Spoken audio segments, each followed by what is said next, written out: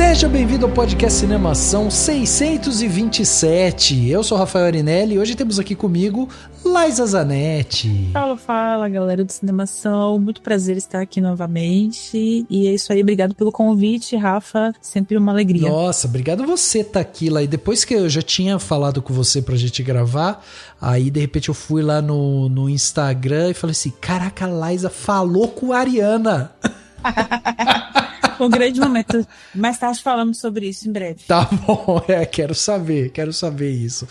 É muito bom ter você aqui lá. E temos aqui também Edu Sasser. Olha aí, quem chegou, quem voltou, né? Eu mesmo. A própria bucha boa. Pois é, se vamos falar de Ariana, se vamos falar aqui de Elphaba e de Glinda, temos que ter Edu aqui, né, Edu? Exato, porque eu não sou ariana, mas sou virginiana, né? É sobre isso. Exatamente. E eu amo que você trouxe carne fresca, né? Mais um pra eu assustar. Não, ele já gravou com a gente aqui. Você não lembra? Já tô acostumada, né? Mas é sempre bom, sempre uma surpresa. Sempre uma surpresa. Mas você não lembra, mas temos aqui Thiago Muniz, que já gravou com você, Edu. Ele já tá vacinado. Ah, pois é, verdade. É sempre muito bom estar aqui no Cinemação. Tô muito animado. E vou fazer a bruxa má, porque não amei o filme. Então vou ser malvado. Mas vou fazer esse contraponto. No final temos bruxa má e bruxa boa sempre juntas, né, pelo jeito, e com vários segredinhos. Sempre juntas, é isso. De mãos dadas, com mós. Exatamente. Muito bem, meus amigos, olha só, estamos aqui reunidos hoje, né, para falar sobre Wicked Parte 2, ou Wicked for Good, né, também o nome aí do filme em inglês, o desfecho, né, da saga aí das Bruxas de Oz, né, e o filme, que é dirigido justamente pelo Jon Chu, retoma a narrativa, né, após a dramática separação aí de Elphaba e da Glinda, né, e nos leva a um universo que, embora continue visualmente espetacular, com figurinos e cenários, efeitos ali de encher os olhos, ele adota um tom inegavelmente mais dramático, né, mais denso nessa segunda parte. A continuação, ela se apoia justamente nessa química, né, impecável aí nas performances super poderosas dessa dupla principal, vivida pela Ariana Grande e pela Cynthia Erivo, mas como todo grande musical, né, dividido aí, Wicked Parte 2 chega cercado de questões, é isso que a gente vai falar aqui. Essa necessidade de destrinchar, né, as tramas ali, passar pela trama original, né, também, faz com que o filme sofra uma queda de ritmo, né, em relação ao primeiro. A Glinda, né, sendo ali o centro das atenções, usurpa de alguma forma o protagonismo que deveria ser da Elphaba, a heroína talentosa, injustiçada. E além disso, será que as adições ao material original, né, como as novas músicas e o aprofundamento do arco dos animais ali, funcionaram para sustentar essa experiência cinematográfica? Para responder tudo isso, né, todas essas questões, eu, Lai, Thiago e Edu estamos aqui, vamos conversar sobre o filme, mas com spoiler. Então siga aqui por sua conta e risco, né? Mas fica o convite aí para você vir descobrir junto com a gente se a conclusão de Wicked realmente desafiou a gravidade ou tropeçou no caminho, né? É isso, vamos bater esse papo agora no segundo ato desse podcast.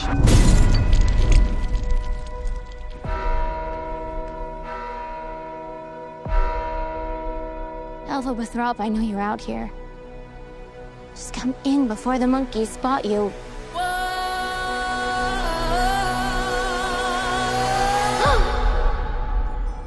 There's no going back. This is between us, the wizard and I.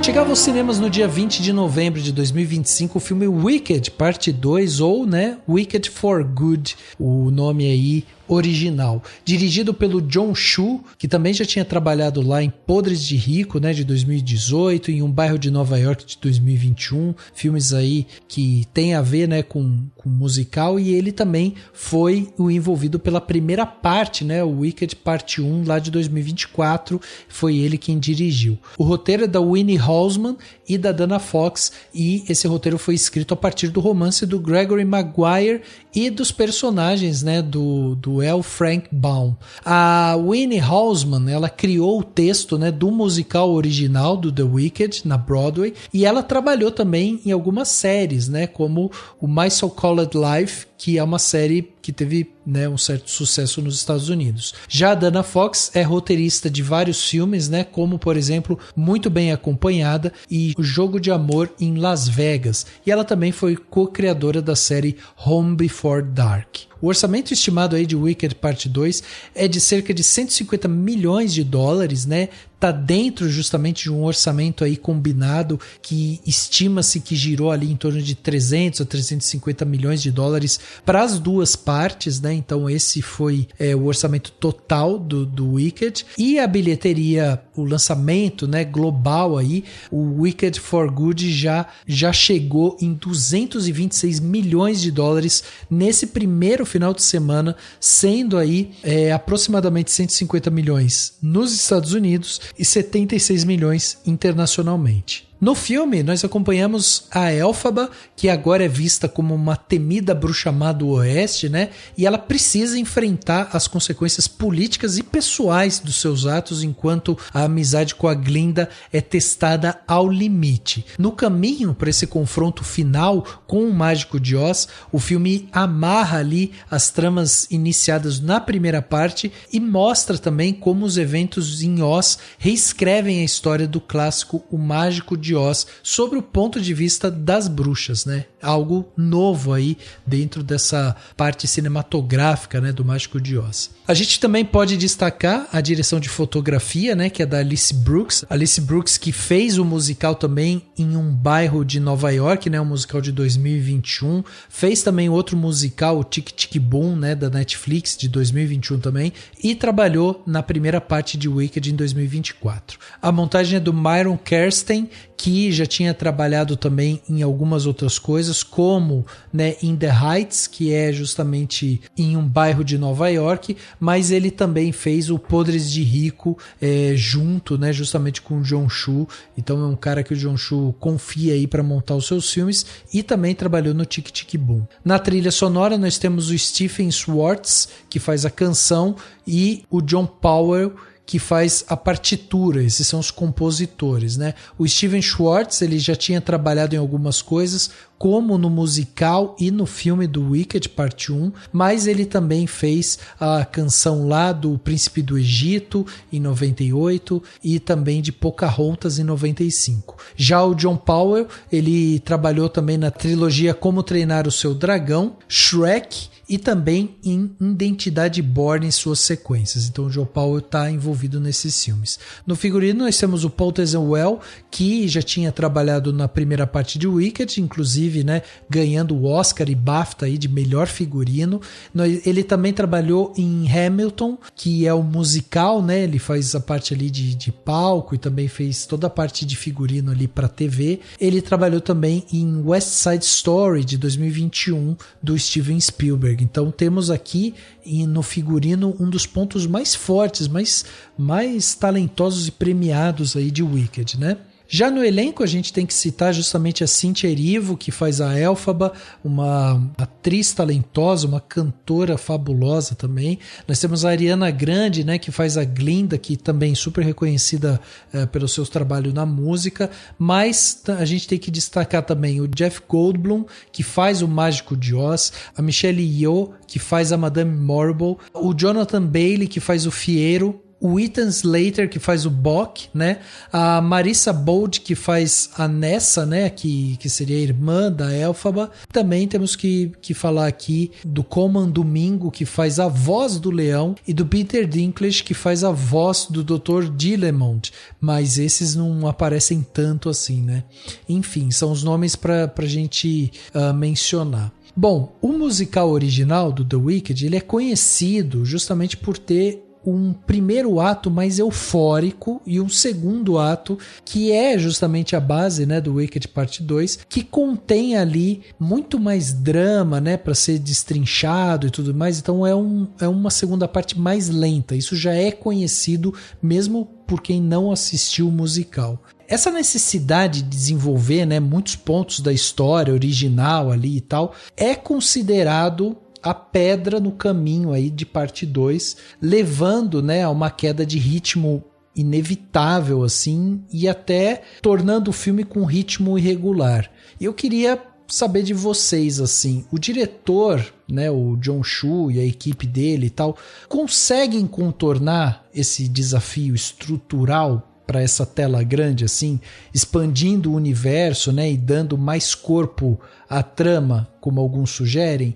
Ou o filme realmente sofre com essa necessidade de esticar um material que originalmente ele tem menos de 1 hora, né, e acaba fazendo com que o filme fique mais arrastado, né, do que o primeiro, por exemplo, em certos momentos, especialmente, né, com esses longos períodos de exposição, né, política ali também. Como é que vocês viram o ritmo de Wicked Parte 2, que eu acho que é o grande ponto, assim, né, que está sendo discutido pela crítica e tudo mais? Cara, eu acho assim, essa coisa dele ter dividido em 2 filmes sempre foi a grande questão, né? Uhum. Antes do primeiro, eu achava que realmente não tinha necessidade pra fazer um filme só. E no primeiro eu gosto. Eu acho que no primeiro ele encontra bastante material ali para crescer a história, principalmente na X, né? Eu acho que funciona, eu acho que ele consegue dar mais atenção para os números musicais, enfim, parece que não, mas quando você vê o primeiro filme, você fala, cara,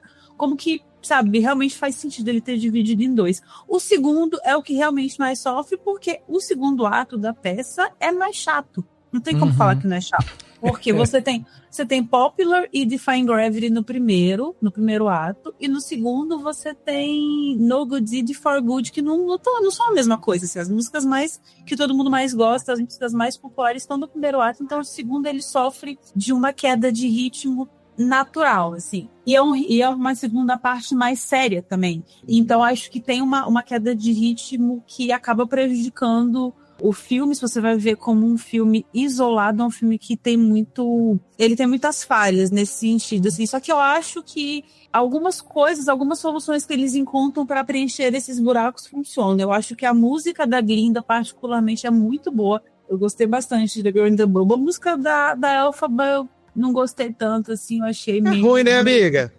Deslocada, essa coisa dos animais que eles... O arranjo é podre. É muito chato, é chato. A da Glinda funciona. A da Elphaba, concordar com o Edu, assim, que parece, tipo, já que tem que fazer uma pra cada uma. A da Elphaba meio que não tinha mais o que fazer, porque tudo que a Elphaba precisava dizer já estava dito nas outras 2 músicas dela. Então, assim, eu acho meio sem propósito, assim. Mas eu acho que, de uma forma geral, o filme consegue encontrar algumas coisas para fortalecer a história, principalmente quando ele coloca mais algumas cenas da Glinda com a Elphaba, assim. Eu acho que isso dá uma força maior para a relação entre as duas e deixa aquele final ali, quando a Glinda, enfim, ela consegue ler o Grimmery mais forte, assim, mais impactante. Mas, no geral, eu acho que, comparando entre o primeiro e o segundo é bem mais fraco, assim, não tem o que dizer. Não, você sabe que esse lance de ritmo, pra mim, foi o que mais pegou, assim, porque o ritmo ali, e eu tô falando de ritmo de narrativa mesmo, porque tinha momentos que eu achava, assim, que ou ele tava acelerando demais ou indo muito devagar. Sabe quando você não tem uma toada ali constante, assim, que tipo, aquilo te capta, te cativa, assim. Tinha vários momentos ali que eu ficava assim, tá, mas já resolveu? Já já tá assim, já tá resolvido, é isso mesmo? Por exemplo, ó, uma cena que eu achei assim, pra mim foi completamente fora de tom, assim, é quando a Elphaba vai encontrar o mágico, né? E aí fica a Glinda e o mágico tentando convencer ela. E aí aquele lance ali, tipo, eles cantam a música e ela meio que vai se convencendo, mas naquilo ali eu ficava assim, cara, mas não é possível, ela tá sendo perseguida, ela tá sendo taxada, não sei o que, e ela já tá cedendo, tipo, ela já tá caindo nesse papo de novo e tal. Eu ficava, cara, mas sabe quando parecia, dava a entender que eles queriam resolver logo aquilo, assim, que ela tinha que ter mais uma decepção com o mágico pra daí vir, né, a consequência seguinte, assim. Eu não sei, pra mim o ritmo foi o grande problema desse filme, assim. Eu também acho. Eu não tenho nenhum background do musical, né? Inclusive eu vou ver o musical agora, na semana que vem. Opa! Mas eu nunca vi o musical. Então, eu vim puro pelo filme, né? Eu gostei bastante da parte 1, é isso que Liza falou, né? É um filme que tem músicas muito poderosas e que te cativa profundamente. E nessa segunda parte ali, quando ele começa com a Elphaba fazendo a Luísa Mel de Oz, eu falei, né? Acho que teremos um momento. Porque os meus amigos que já viram o musical muitas vezes, já falaram que realmente a segunda parte é complicada, né? É meio energia baixa. Mas eu tava nessa expectativa. Só que conforme o filme vai passando, e não é um filme curto, né? Afinal, 2h15, são 2h15, né? Conforme ele vai passando, você vai, acho que, perdendo a empolgação, assim, sabe? Com algumas coisas, tipo... A parte da Nessa, eu queria ver talvez um pouco mais ali. Acho que é tudo meio jogado. Fica nessa coisa que o Rafa falou. Tem horas que as coisas são muito devagar pra construir, e de repente é tudo jogado na sua cara pra, tipo, a gente tem que fazer isso aqui. E aí... Algumas coisas, tipo, a Nessa, acho que poderia ter um pouco mais de destaque, a gente entender essa construção do caminho dela. Ah, mas ela não é a protagonista. Tudo bem, gente, mas eu acho que ela, se você vai colocar ela em cena, você dá um pouco mais de tempo pra ela. Não, e assim, se você dividiu a história em 2 partes pra você ter mais tempo pras partes, então dá um foco maior pros personagens que tá sem uma narrativa. Eu concordo, Edu. Exato. Eu acho que essa parte da Nessa toda, assim, ela é muito, muito do nada e ela resolve muito do nada. Essa parte da Nessa e do Homem de Lata me incomoda também, assim. Sim, é muito qualquer coisa, assim. O filme só realmente me pega, assim, de tipo, realmente fiquei empolgado de No Good Deed em diante, porque antes disso tava oscilando muito, assim, comia o docinho, né? Prestava atenção na galera no cinema pra ver como tava a reação do pessoal, mas foi um filme que teve dificuldade de me prender, diferente da primeira parte, que eu fiquei muito envolvido desde o começo, assim. Eu também não tenho esse background do musical, eu não tive a oportunidade ainda de assistir musical, também não li o livro de origem, então eu tô puramente pelo cinema, pelos filmes. Eu espero agregar alguma coisa ali, pelo que eu entendi da história pelos filmes, né? Mas eu concordo com a Lai, concordo com o Edu, é exatamente isso. Eu acho que esse segundo filme, ele perde muito fôlego, e o que eu tenho pra mim, assim, é que esse filme, eu acho que o que mais dificultou tudo isso, talvez seja ele ter sido gravado simultaneamente, né? Obviamente, é uma parte 2 e não é um 2, né? Então não é uma sequência ali, é realmente uma continuação da história, mas a gente vê que a parte 2, ela começa com mesmo que seja mínimo, mas tem um salto temporal. Então talvez eles não tivessem gravado 2 partes e ter feito realmente 2 filmes mesmo, com um desenvolvimento maior ali, pra poder talvez dar mais espaço. Eu acho que essa gravação simultânea do filme atrapalhou, porque o primeiro filme é realmente muito bom, eu acho que ele é até redondinho em algumas coisas, e apresenta muito bem as personagens, é interessante ver todo o dilema delas, e a construção de uma realmente indo pro lado mal da força, a outra boazinha, a relação das duas são ótimas. O primeiro filme eu adoro, assim, eu realmente gostei muito do parte 1, e eu acho que essa parte dividida, ele ter sido feito simultaneamente, acabou que o filme ele não teve muito tempo de talvez corrigir algum problema que o primeiro tenha tido a primeira parte, ou expandir alguma coisa que realmente funcionou no primeiro. Por exemplo, se alguma coisa não funcionasse na primeira parte, a segunda parte ia ter que continuar com aquilo, né? Porque... E o primeiro foi um sucesso. Então eu acho que essa gravação simultânea foi o que deixou esse segundo filme mais fraco, apesar, né, de tudo que já falou, que a peça tem um segundo ato mais fraco. Então eu senti muito isso, assim, realmente umas histórias não se desenvolveram muito bem, a irmã dela, a história da Ness, não, assim, foi muito corrido, foi muito apressado e também foi desinteressante. Eu acho que muita parte do filme é muito desinteressante, da metade pro final que ele pega um pouco ali de fôlego, mas no geral ele é desinteressante. A parte que tem essa introdução também dos personagens de Oz, eu achei muito jogado, assim, não foi uma grande surpresa. A revelação do pai dela também é uma coisa que desde o primeiro filme a gente já saca totalmente. Então, assim, o filme ele não teve grandes surpresas. Eu acho que ele só foi protocolar, ele teve que chegar e explicar e corrigir ali, juntar todas as linhas do tempo e dar um final.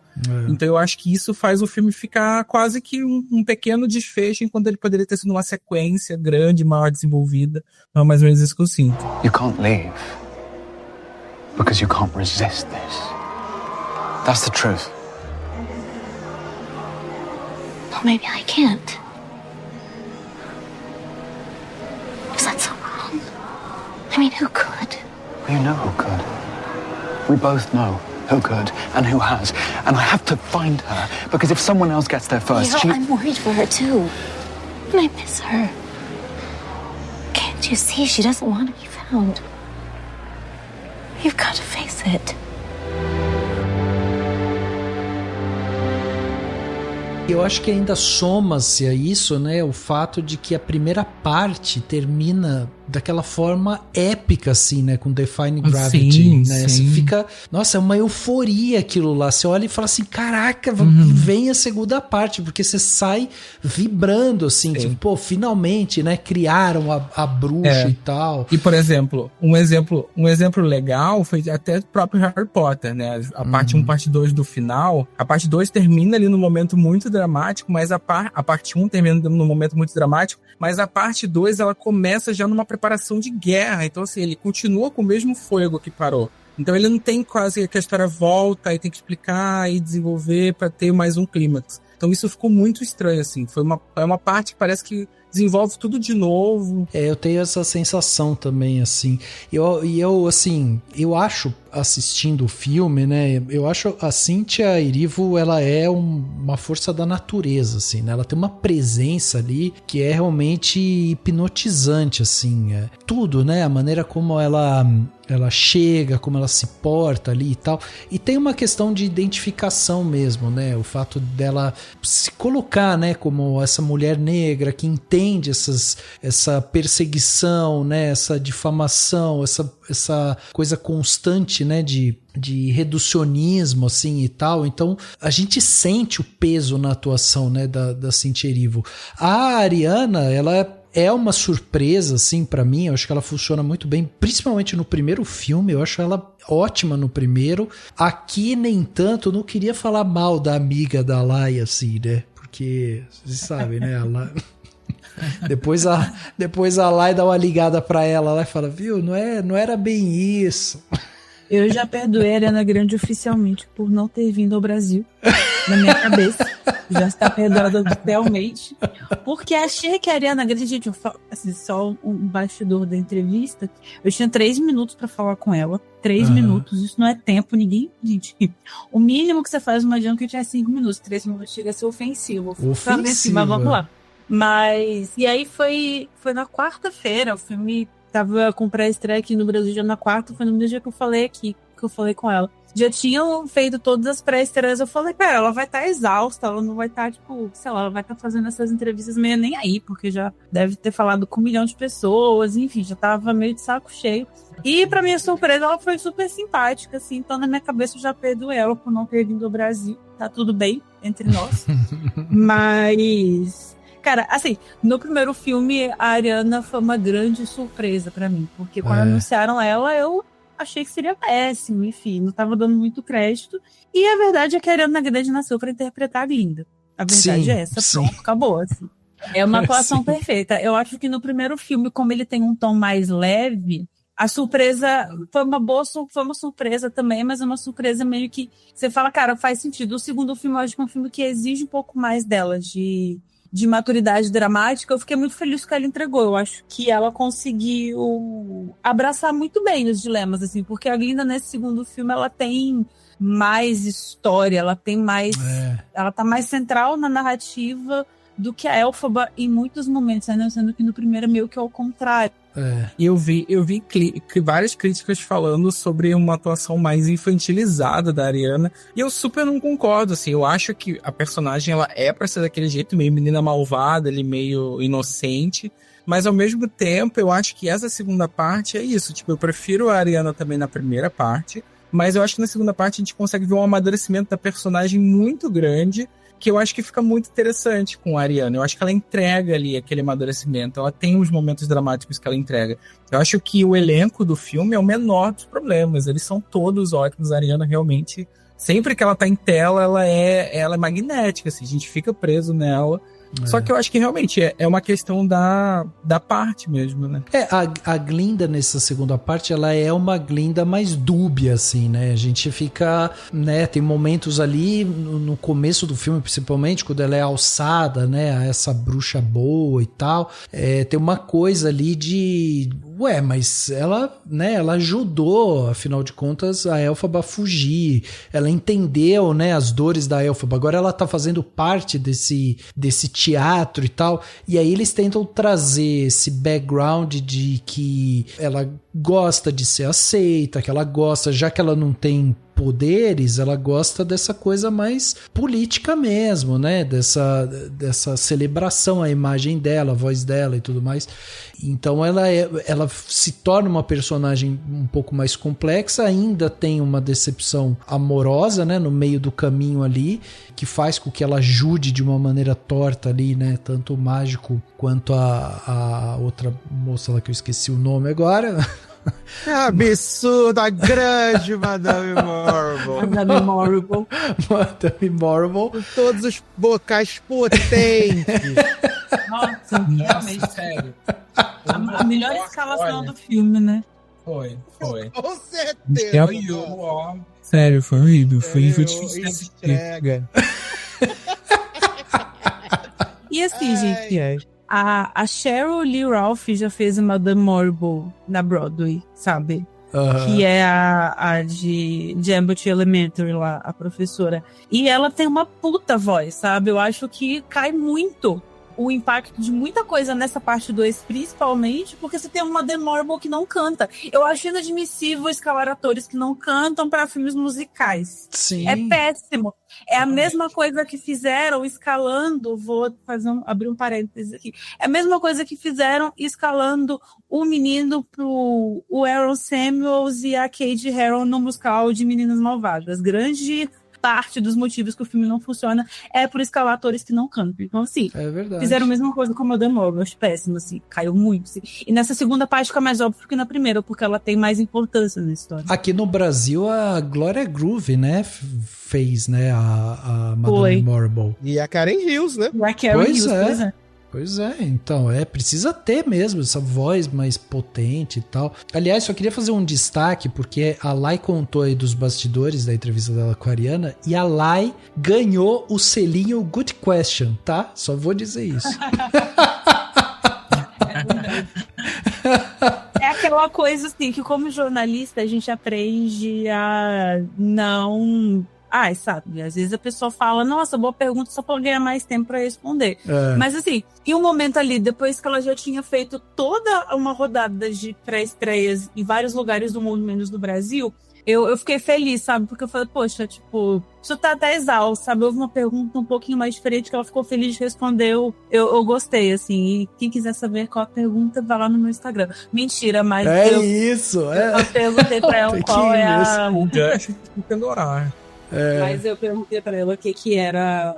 Qual a característica da relação da Glinda e Elphaba que ela acha que as pessoas mais ignoram, assim. Ela falou quantas duas são parecidas, né? Sim. E eu acho que isso fica muito evidente na parte 2, porque voltando ao que a gente tava falando sobre a Glinda, assim, eu acho que nesse segundo filme ela parte por um dilema moral muito grande, porque ela tem essa coisa de querer ser querida, querer ser aceita, e é uma coisa que a Elphaba também tem, só que elas fazem isso de formas opostas. E nesse filme ela vai vendo que esse lugar onde ela se coloca, onde ela foi colocada de ser a perfeitinha, não sei o que, é uma coisa que se encaixa muito bem, que ela não tá realmente fazendo o bem, sendo essa Glinda boa que as pessoas colocaram, assim. Então, acho que o que eu gosto do filme, que em relação ao segundo ato do musical, é que isso fica muito mais evidente, tanto por aquele flashbackzinho que a gente tem, quanto pela música dela, mas pela própria Ariana mesmo. Acho que a gente consegue ver na atuação dela o quanto ela tá dividida entre os dois lados durante muitos momentos, assim. E acaba deixando de ser muito sobre o Fiyero, acaba se tornando mais sobre a Elphaba, que não era muito assim no musical de palco. Eu acho que o filme consegue tirar um pouco esse protagonismo do Fiyero, que eu acho que não é tão importante assim. Sim. E dar mais protagonismo para a relação da Glinda e da Elphaba. Então eu acho que isso é um ponto bem positivo. Sim, total. Não, assim, vocês falaram muito da Ariana ter sido uma surpresa na parte 1, né? Acho que a gente só tinha visto ela em coisas da Nickelodeon, né? Ou participações, e quando ela cria essa Glinda, que é a perfeição ali no primeiro filme, eu fiquei pensando, tipo, a parte 2 né, falaram que é mais sombria, tem uma coisa mais política, e eu fiquei com muito medo da gente ver agora a segunda parte e falar assim, caraca, que micão. Uhum. Mas eu acho que dentro da limitação do próprio roteiro, ela consegue segurar bem, né, e eu acho que ela me passa muita verdade o tempo inteiro do quanto ela ama essa amiga. Sim. Acima de tudo. O quanto ela ama a amiga e que, por mais que ela goste de ser essa pessoa que tá em evidência, em destaque, né? Essa pessoa que, como ela mesma fala várias vezes no filme, ela tá ali pra levantar o moral, né, de Oz. O quanto ela quer que as coisas se acertem pra ela poder ter essa amiga de volta do lado dela, que ela perdeu, né? A gente não sabe quanto tempo passou, porque o filme não explica isso pra gente, mas o quanto ela tem essa vontade, essa necessidade de ter de volta isso que se perdeu, essa amizade que teve que se afastar por as duas estarem de lados opostos, né? E eu acho que a Ariana vende isso com muita verdade, até ali na parte final, né? Que tem até no trailer, né? Que ela fala, a Elphaba fala, olha pra mim. E aí a Ariana olha, né? E você vê a expressão no rosto dela, ela fala, não, mas olha como eles me veem. Sim. E a expressão da Ariana muda ali no segundo seguinte, né? Então eu acho que, apesar de tudo, pra mim, a Ariana ainda consegue ter bons momentos no filme, assim, sabe? E eu fiquei com o coração quentinho com a personagem, sabe? Várias vezes durante o filme, assim. E isso que você falou, Edu, dela falar, né, que ela tá aí pra fazer o bem e tal, eu acho que é uma coisa que vai ficando muito claro ao longo do filme, aonde ela vai percebendo que ela tá sendo só meio que cortina de fumaça, sabe, sendo usada para massa de manobra, para meio que mostrar para as pessoas que tá tudo bem, para ser essa representação do bem, pro mágico poder criar essa figura do mal em cima da imagem da Elphaba, sabe? Então acho que ela vai percebendo que cada vez mais que essa ideia que ela tinha de ficar ali para agir internamente e fazer o bem, entre aspas, do lado do mágico, mesmo sabendo que ele estava sustentando uma mentira, é uma coisa que não se torna real enquanto ela não se posicionar de fato. Que ela ali é muito confortável para ela ficar ali, não, eu sou a Glinda boa, tô aqui deixando todo mundo feliz, mas enquanto isso, sabe, tá todo mundo sendo só enganado por uma mentira, assim. Eu acho que muito do que isso funciona é porque ela consegue mostrar essas nuances dos dilemas da Glinda até o momento que a Glinda finalmente percebe que ela foi de fato mudada pela Elphaba, sabe? Eu acho que isso é muito bonito. Sim. E como ela é boa na comédia, né? Eu acho a Ariana muito boa, assim, né? Ela tem um time cômico muito bom. Eu acho que as cenas de comédia com ela são super engraçadas. Maravilhosa. São super engraçadas, é verdade. E fica muito natural, né? Eu acho que é o... Fica natural. Ela tá se divertindo, né? Junto. A gente consegue ver. Ela tá se divertindo. There's a house and it's flying through the sky.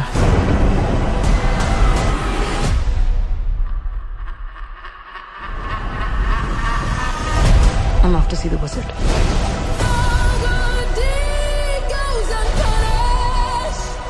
Bring me the broom of the wicked witch of the west. Bring her to me. So I have proof that she's dead.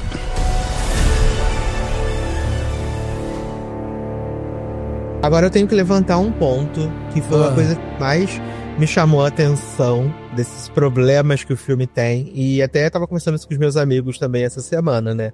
E é toda aquela questão quando a gloriosa Madame Morrible faz lá a coreografia do DOA, né? Pra poder invocar o tornado, traz a Dorothy e tal. E aí, né, a Elphaba, ela tá tendo sua noite quente de amor, né, com o Fiero. E aí eles estão lá e tal. E aí ela fala assim, ih, menino, tô vendo aqui um negócio aqui, então um tornado, uma casa.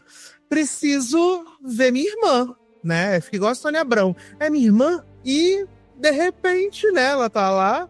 E tá bom, aí vou resgatar minha irmã. Aí ela só chega em Oz no outro dia de manhã, né? Quando a irmã já tá falecida, a gente nem vê os pés da mãe. E ela ouve a voz da irmã. Ela ouve a voz da irmã chamando ela, né? Ela não só tem a coisa, porque ela realmente ouve a voz da irmã chamando. Aí ela nem vê os pés da falecida, né? Porque a meliante da Dorothy já afanou o sapatinho, né? E aí ela chega lá, aí a Elphaba fala, ai, será que eu posso... né, ter esse momento aqui de luto pela minha irmã, nananã. E aí, menino, não dá meio segundo, ela e a Glinda já estão naquela luta maravilhosa, né? E assim, tipo, cadê o luto pela irmã? Ficou onde, amiga? Esqueceu? Já foi embora? Passou? Era isso que nessa Rose merecia?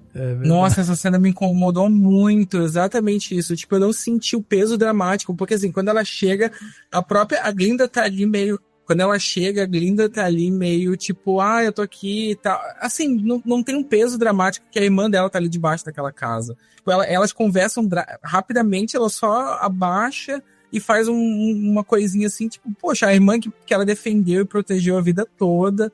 Eu senti muito isso. Eu senti realmente essa ausência dramática ali que incomodou demais. Ficou muito estranho. Sim, eu concordo, eu acho que tudo envolvendo a Nessa nesse filme fica muito corrido, né?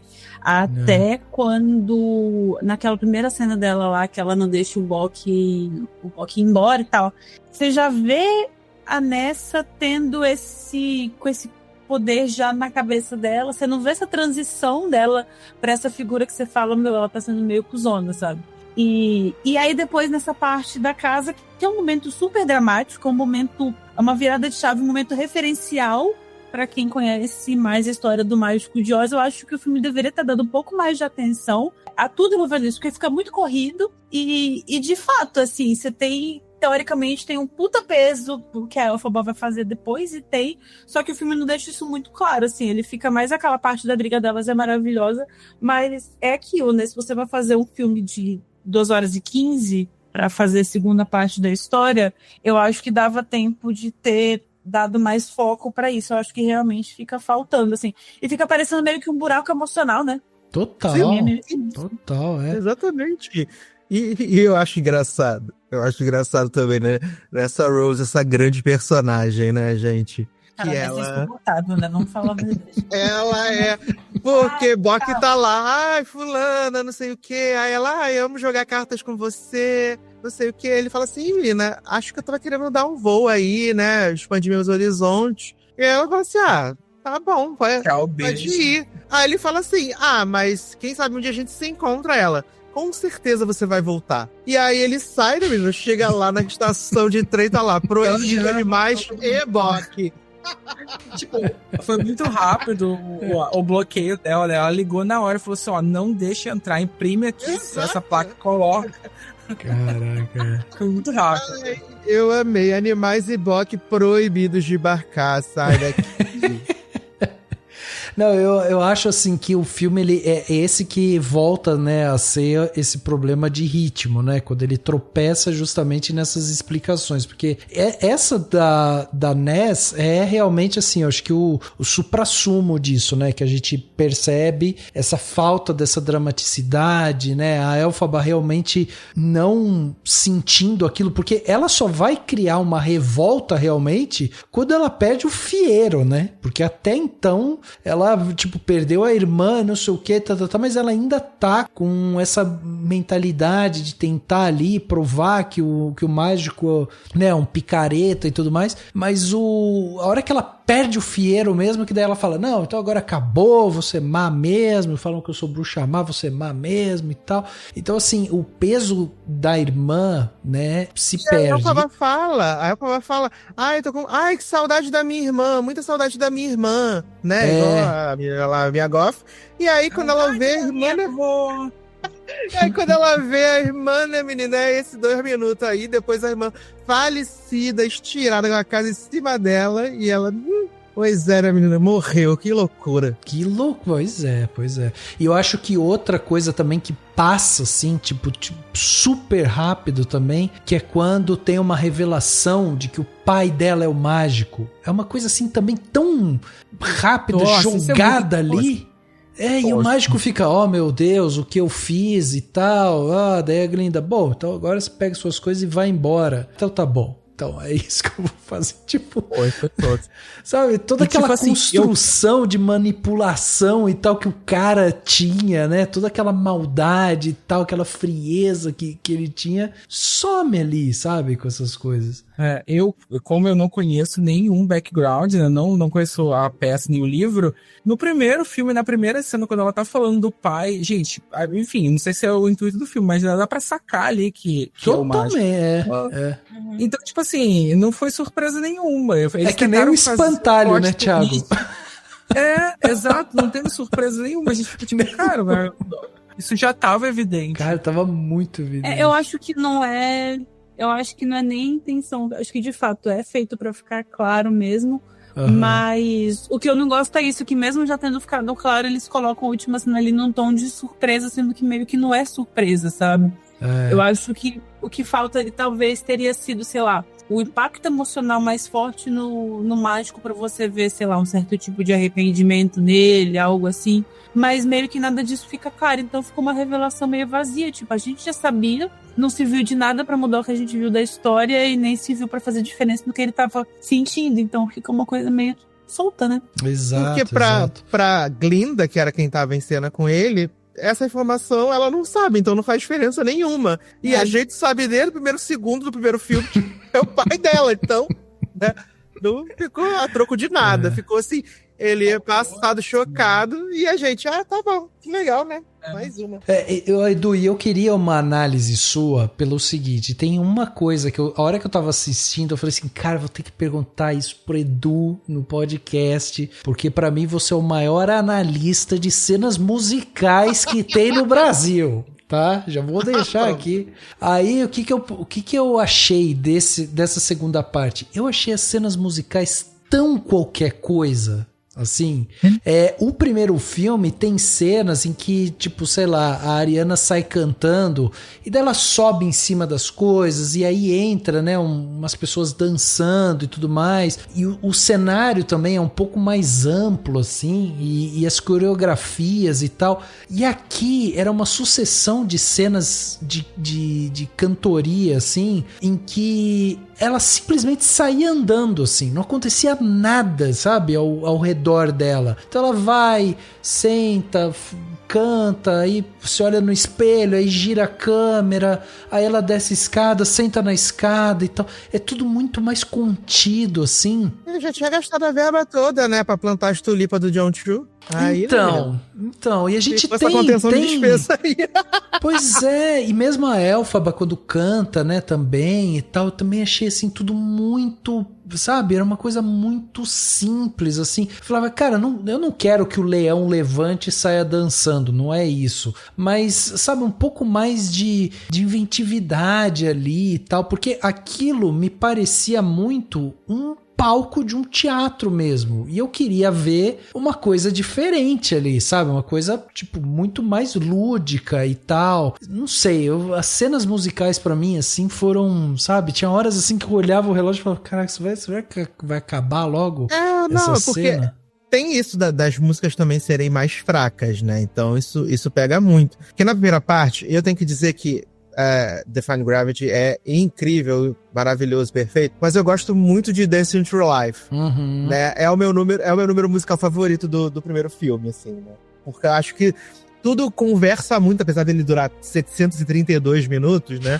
Mas eu acho que tudo conversa, tem muita dança, tem os espaços e as coisas acontecendo. E realmente acho que isso falta um pouco assim. Mas nessa segunda parte, eu gosto quando eles fazem a reprise das músicas lá no comecinho do filme. Acho que tá bem bacana. E eu gosto muito da música do Mágico, né? Que eles botaram a Ariana pra fazer a música do Mágico, porque a Ariana não fazia, não tinha Glinda. Eu gosto muito da música do Mágico, acho que ficou legal. Mas depois, todos os outros números são meio pobrinhos, assim, até o No Good Deed.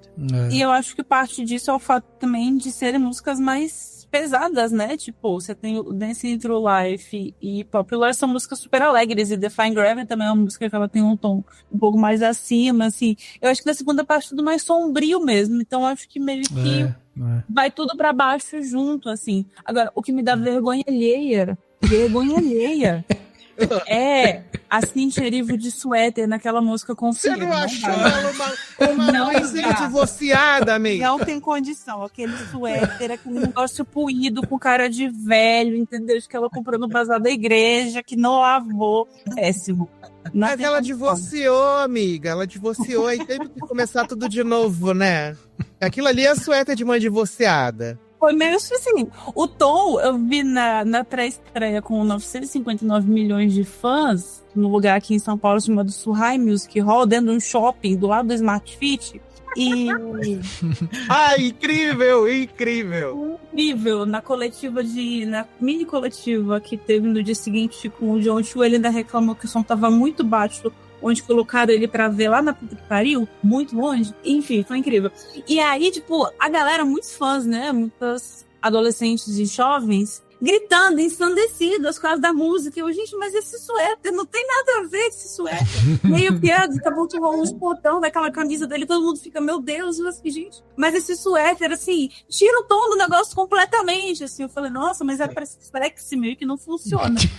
Eu também não me conectei com as canções, assim, eu achei tudo muito fraco, muito, eu não sei. E eu acho que, assim, o filme, ele tem uma direção de arte, tirando o suéter e um figurino muito bom também, ele tem uma produção que dá pra ver que eles realmente estavam apaixonados e queriam fazer uma coisa incrível, eles fazem nas duas partes, mas o filme tem um problema de fotografia bizarra pra mim, assim, eu acho a fotografia do filme muito tosca, nessa segunda parte mais ainda. Então tem um número musical com a Elphaba que ela tá cantando que parece que ela tá dando uma cena de videogame, tipo, é um negócio totalmente com CGI, aquela parte do livro, e eu fiquei, cara, não é possível, tipo, cadê aqueles cenários bonitos, cheio de gente dançando junto do primeiro?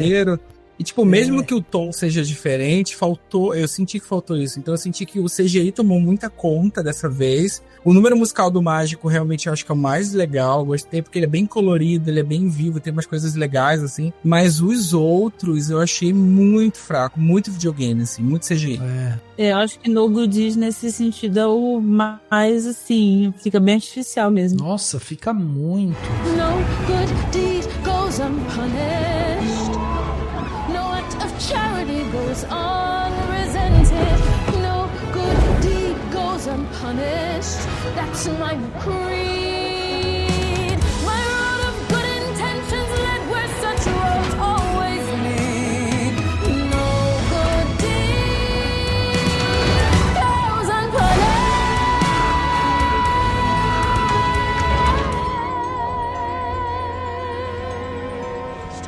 Como eu falei, né, nem acho que você não precisa ter, tipo, vários dançarinos e tudo mais e tal, mas eu acho que quando você tá trabalhando com o audiovisual, a brincadeira aqui é justamente cara, você pirar com isso, sabe? Você fazer coisas que encantem ali visualmente a gente, assim. E quando você faz, tipo, uma cena da Cynthia cantando e junto com os animais, e basicamente a câmera fica indo de um lado pro outro, assim, ela fica andando naquele pedacinho da estrada dourada lá, tipo, de uma ponta pra outra, e a câmera meio que, sabe, girando ao redor dela ali, mostrando, e não acontece nada, assim, sabe? Tipo, você não vê uma coisa encantadora ali naquela música. Ela tá fazendo uma música pra convencer os animais a ficar, assim. Então, tipo, nossa, sabe? Essa cena é muito feia. Essa cena é muito feia.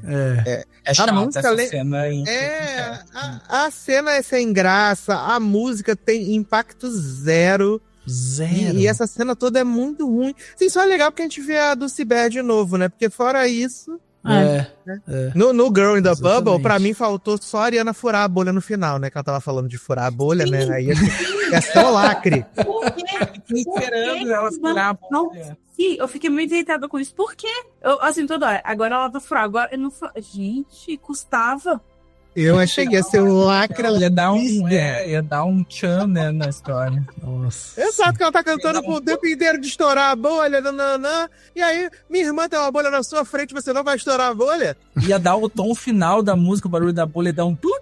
Ia ser ótimo. E seu pop. Nossa senhora, realmente essas partes assim são complicadas. O que vocês acham, tipo, sobre essas outras coisas que o filme tenta meio que resolver, assim, ó? Porque, por exemplo, aqui a gente tem a introdução efetiva, não aparente, né, mas efetiva da Dorothy, né, para fazer justamente esse link, né, com o filme clássico, com a história, né, do Mágico de Oz e tudo mais. Então tem esse link. A gente até meio que já comentou, né, até a surpresa de, nossa, quem será o espantalho? Porque fala do leão, fala do Homem de Lata, fala da Dorothy. Também não serviu pra nada, né, gente? Vamos combinar, não serviu pra nada. As transformações, eu achei, os momentos de transformação, assim, bem qualquer coisa também.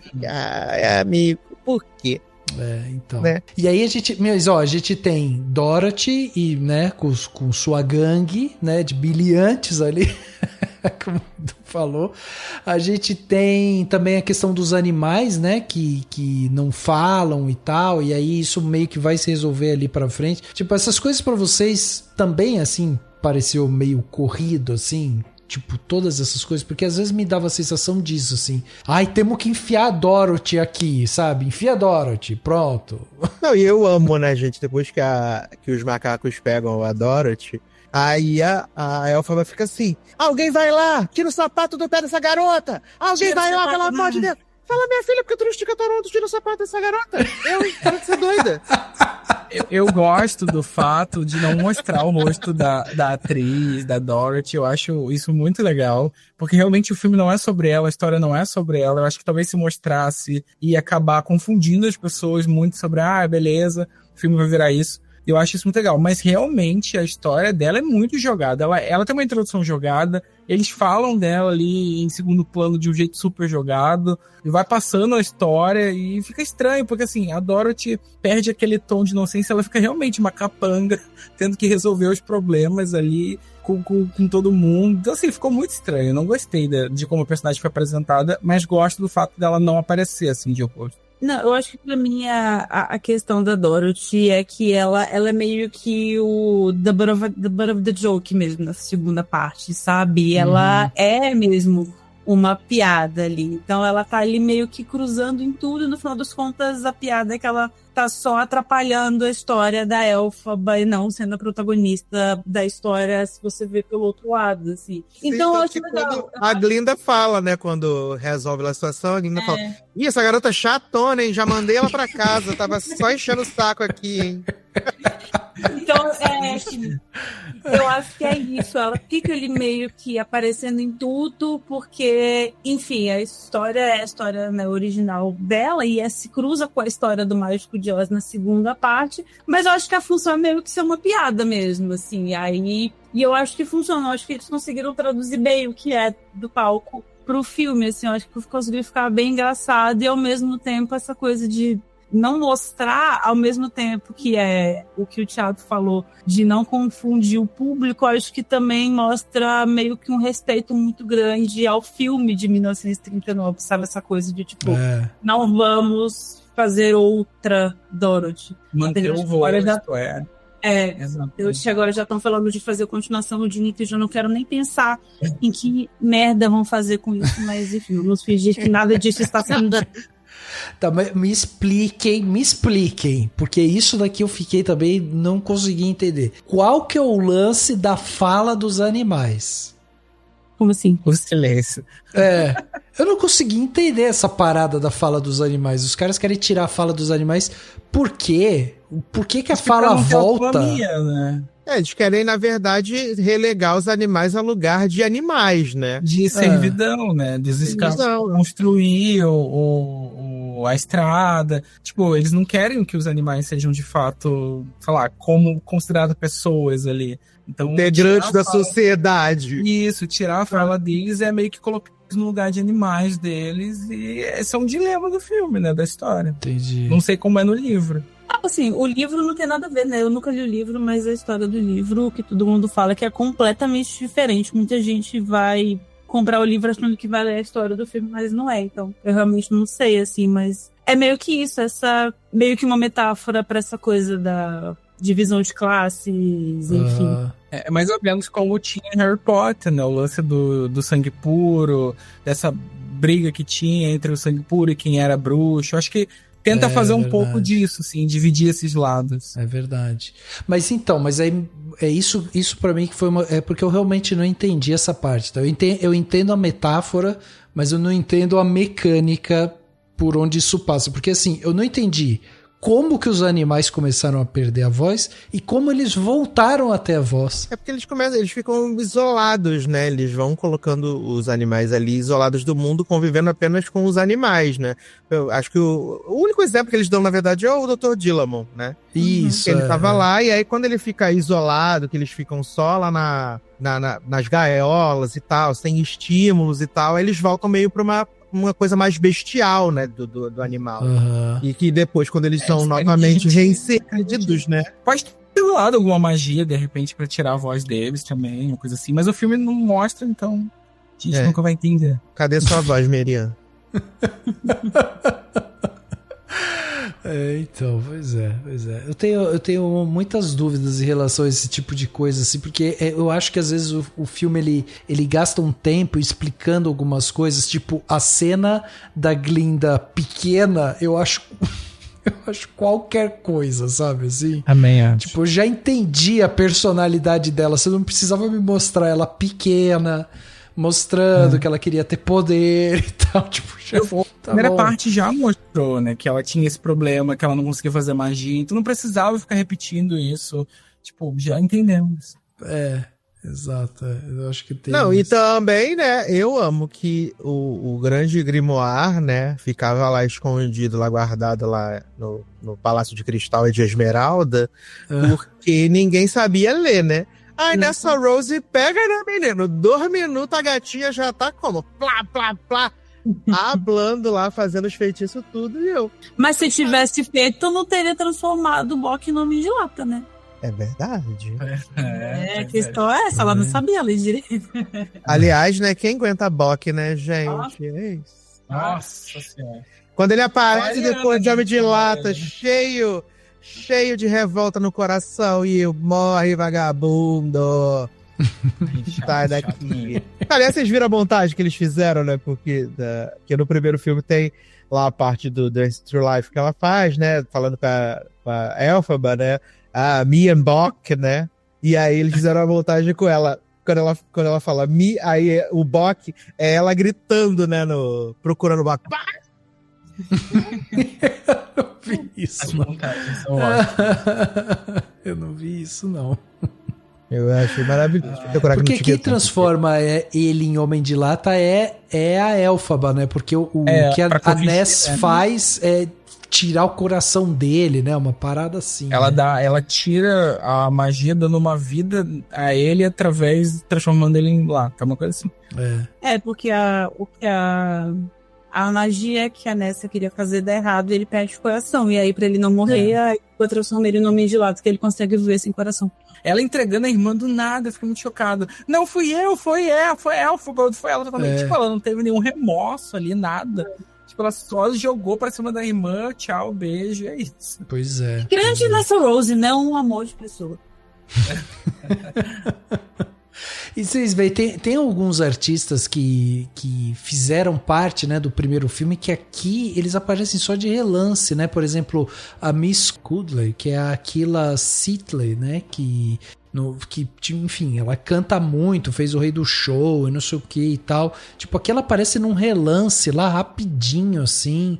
Tem alguns personagens que, tipo, vão meio sumindo, assim, ao longo da primeira parte pra segunda, mas eu queria perguntar pra vocês o que vocês acharam do Fiero, né? Que é um agente causador ali também, né? Ai, insuportável. Eu acho ele insuportável. O personagem, tudo. Eu acho a presença dele nesse filme insuportável. Mas uma coisa que eu acho legal da presença dele, tipo, vendo como o filme se conhece a história, é esse lance, tipo assim, poderia muito facilmente ir pra esse lance de que as duas estão brigando por homem, por ele, né? E eu acho que o filme, o roteiro, ele consegue botar um pouco isso, claro, porque ele trocou uma pela outra, mas ele sempre gostava da outra, mas eu acho que elas não entram num conflito com isso muito tempo, elas se resolvem, elas entendem que, tipo, não é sobre isso, então eu acho isso legal. Mas, cara, que personagem chato, achei ele chato, desde a parte 1, é chato. Eu acho que, assim, o Fiero tá numa jornada muito interessante, porque ele tem essa coisa completamente nihilista no primeiro filme de, enfim, messing through life, sabe? Que você não precisa saber de nada pra você ser feliz.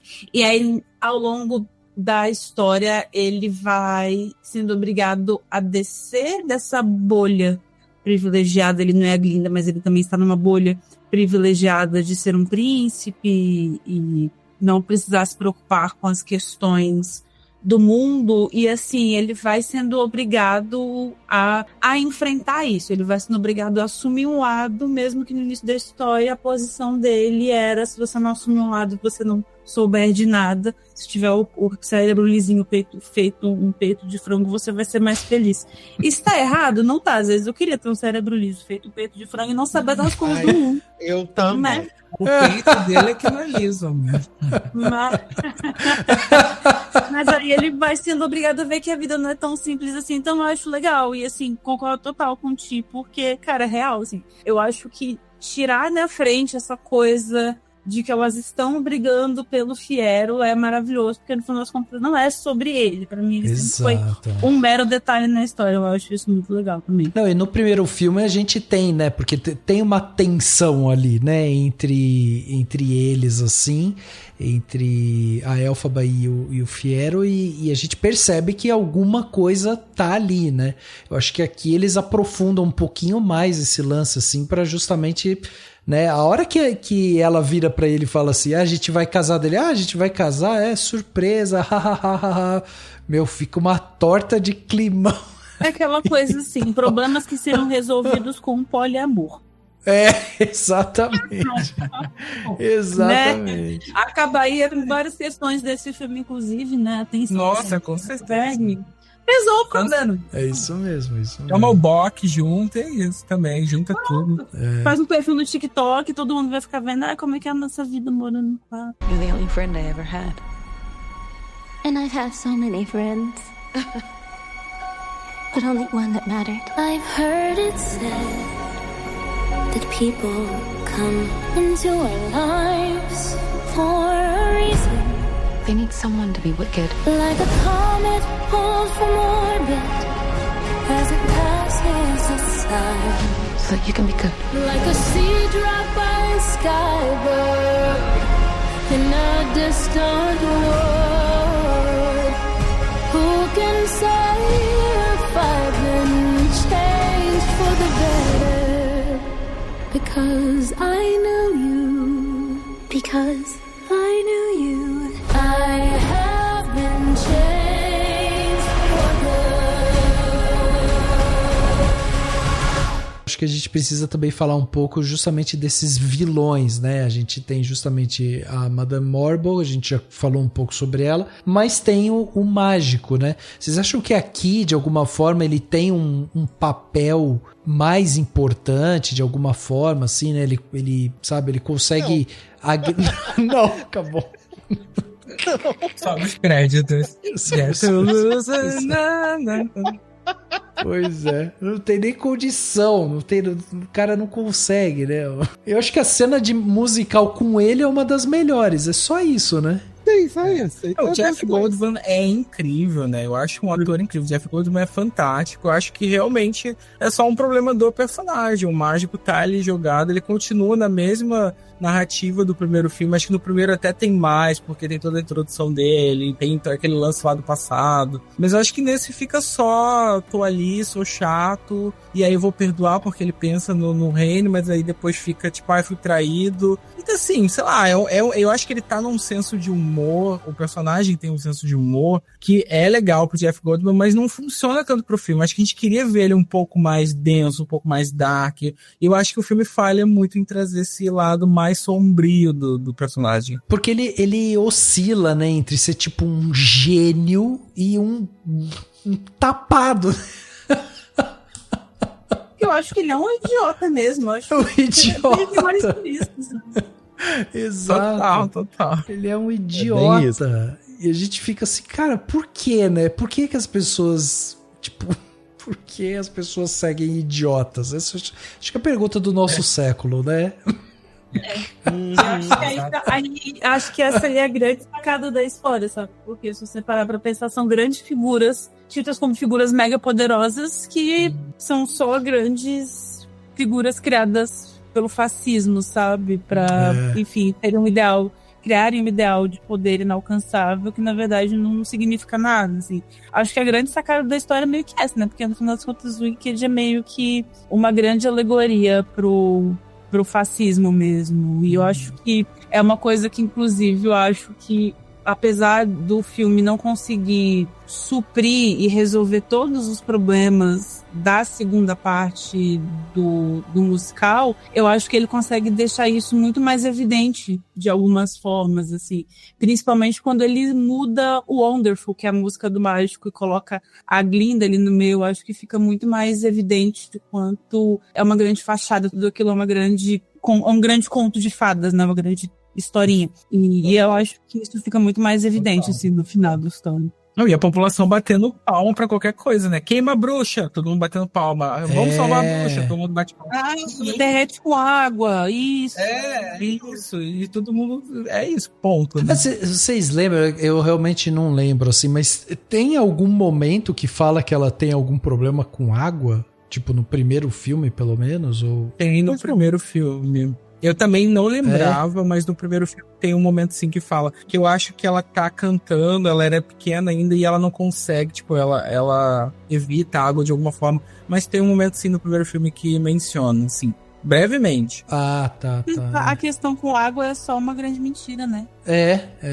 Exatamente. Exatamente. Senão ela seria o Cascão, né? Além da Elphaba, né? Exatamente. Porque quando ela tá no primeiro ato, quando ela tá cantando The Wizard and I, tem uma parte que ela fala de melt. A parte lá que ela fala que ela estaria tão feliz que ela poderia derreter. Tem essa piadinha ali também, né? É verdade. E aí no final eles usam esse mito de que ela derreteria pra ela conseguir fugir com o Fieiro. E ainda temos isso, né, meus amigos, que o final do filme é diferente do final da peça, né, de Elphaba fugindo com o Fieiro. Gostamos disso? Ah, é. Isso é na peça, ela realmente morre? Eu não sei como é. Isso dela sobreviver só no filme? É. Cara, que louco, eu não sabia. Eu preferia, assim, ia ser um filme meio triste se ela morresse, mas eu acho que a história seria meio sobre isso, então eu acho que no fim a gente ia aceitar. Acho que ela indo embora, fugindo assim, claro, dar um final feliz pra ela, que é o que ela merecia, ela é a protagonista dessa história, mas ao mesmo tempo parece que apaga um pouco, assim, tudo que o filme tava meio construindo. Não sei se eu gostei muito. Que eu vi muita gente falando, né, que, não, porque ficava um mistério de saber se ela tinha realmente morrido ou não, e não sei o quê, e agora a gente sabe que ela tá viva, mas eu acho que pra narrativa que eles estavam contando faria sentido, né? Imagina, A pobre da bichinha sofreu mais que a Ju. E aí, de repente, morreu. É isso. Ela precisa do final feliz, realmente. Isso faz sentido. Mas talvez não mostrar, só deixar no ar, tipo, aí será que ela sobreviveu e tal? Acho que também seria interessante. Assim, e tem uma outra coisa que na hora eu interpretei isso, né? Porque quando a gente tem esse final e daí, bom, o mágico se afasta, né? A gente tem a Glinda realmente, né, tomando força ali e tal, e a Madame Morble também, enfim, sendo levada e tal. E aí teve um momento... Foi lá pra Papuda, né, gata? Foi pra Papuda. Foi pra Tremembé, né, agora, Edu. Agora é Tremembé que tá na moda. Vai estar na próxima temporada, ela, Tremembé. Mas quando a gente tem essa cena, teve um momento ali que a Glinda vai, né, confrontar a Madame Morble, e aí ela, tipo, fala ali e tal, e eu pensei assim, cara, por que a Madame Morble não transforma ela, sei lá, num sapo agora, assim? Transforma... Não joga ela 10 quilômetros de distância ali com vento, alguma coisa, né? Realmente, qualquer coisa. Ela ficou parada esperando ser presa. Mas aí eu acho que tem um outro porém, que eu acho que daí mora aí, né, justamente essa analogia, essa brincadeira narrativa ali e tal, de mostrar que a Glinda, ela foi criada justamente pela Madame Morble e pelo mágico, né, de Oz. Então, ela tem um poder, na verdade, político em cima deles mesmo, sabe? Ela tá ali e ela tem uma força simbólica para a população que a protege de alguma maneira, né? Então, enquanto a Elphaba ser a inimiga e eventualmente ela morrer, né, justamente porque ela é vista por todo mundo como essa pessoa que faz mal ali e tal, e enfim, as pessoas querem que ela morra, né, e tal. A Glinda não, a Glinda ela tem o total oposto, assim, ela é muito bem vista, então é muito mais difícil você se livrar dela se ela se colocar contra, né, aquele esquema que tá montado. Então, assim, acabou fazendo sentido, mas ainda assim eu acho que eles utilizam, tipo, os poderes da Madame Morble, sabe, pontualmente, assim, tipo, pra servir a trama em momentos específicos, sabe, assim? Sim, total. Mas é isso, gente, é isso. Temos aqui, então, Wicked 2, né? Vocês sentiram falta de falar de mais alguma coisa? Vocês querem fazer mais algum adendo? Não façam um Wicked 3, gente. Para de ser, pelo amor de Deus. Chega, né? Vamos acabar a história aqui. Eu acho que só voltou a falar que eu amo Cynthia Erivo. Eu acho que eu senti muita falta da personagem. Eu gostei muito da personagem. Acho que a Cynthia trouxe uma profundidade linda pra personagem. Então acho que isso eu vou sentir falta. Às vezes eu fico com vontade de querer ver um 3 só pra poder ver um pouco mais da Cynthia Erivo e ver mais meme delas duas em coletivos de imprensa.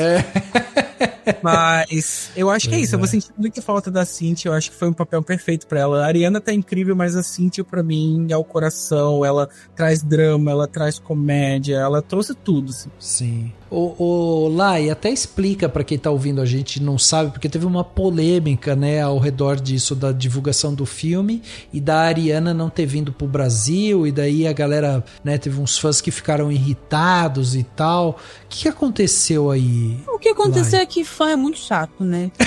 Fã é muito chato. Eu já fui uma quando eu era adolescente. É um momento que você tem que passar pra você amadurecer, mas depois que você cresce, você fala, meu Deus, foi muito chato. Acontece que a pobre perdeu o voo, porque, né, vamos ser sinceros aqui, foi uma baita organização, realmente, né, de aplaudir uma organização que coloca os caras pra chegar no país no mesmo dia do evento, né, sem ter plano B. Achei isso incrível, assim, realmente uma ideia... das dubladoras também, né? Não, vergonhoso aquilo, foi vergonhoso, assim, eu achei de péssimo tom. Desculpa, o que é das dubladoras? Desculpa, essa eu perdi. Assim, a Mira Ruiz e a Fabi Beng, que fazem a Elphaba e a Glinda na montagem brasileira desde 2016, são basicamente as grandes responsáveis pela popularidade de Wicked no Brasil.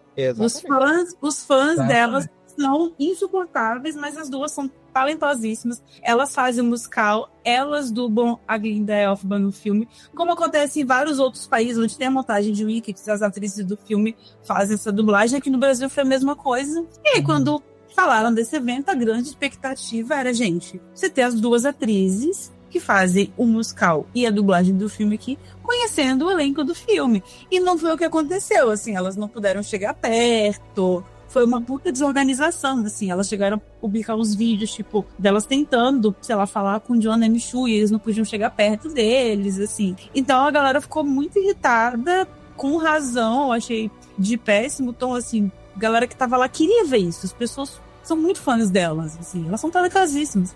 E não teve. E assim, e foi realmente uma falta de organização que eu não consegui entender, porque no próprio Instagram do John M. Chu, ele compartilhou algumas fotos com outros dubladores do filme. Que eu não lembro agora quem são, mas que são alguns dubladores que fizeram o primeiro filme, fizeram também o segundo, e estavam lá no evento e tiraram foto com ele e tal, e ele postou no Instagram dele. Então, tipo, eu não entendi porque teve essa dificuldade com as duas que são as atrizes principais, sabe? Entendi. Enfim, o evento todo foi meio caótico, assim, aconteceu com a Ariana Grande aqui. Ela estava num voo para chegar aqui no Brasil no mesmo dia do evento, que era na terça-feira. O voo foi cancelado, ela não conseguiu pegar outro voo. Segundo ela, tentou de milhares de outras formas e não rolou. E aí no Instagram teve uma galera falando que ela tava mentindo. Aí depois teve um menino que tava no mesmo voo que falou que era verdade, que ela tava do lado dele no avião. Enfim, foi me disse. Eu acho que no final das contas, digam o que quiser, a culpa foi de muita gente, menos dela, assim. Total, coitada. E pra mim ela está perdoada. E ela explicou, né, que ela tava numa gravação, tipo, ela não podia vir antes. Então, assim, ela se justificou, ela pediu desculpa, ela mostrou, quase teve que fazer um plano de voo pra mostrar que deu errado. E ainda assim as pessoas ficam enchendo o saco. Gente, não deu, acontece, é uma pessoa num avião, entendeu? Não é a Glinda voando uma bolha. Foi triste, porque seria, tipo, o grande momento de ver as duas juntas e tal, mas assim, cara, do jeito que foi desorganizado aquilo ali, eu acho que se ela tivesse vindo, teria sido pior. Né? Exatamente. Se ela tivesse vindo, teria sido pior ainda.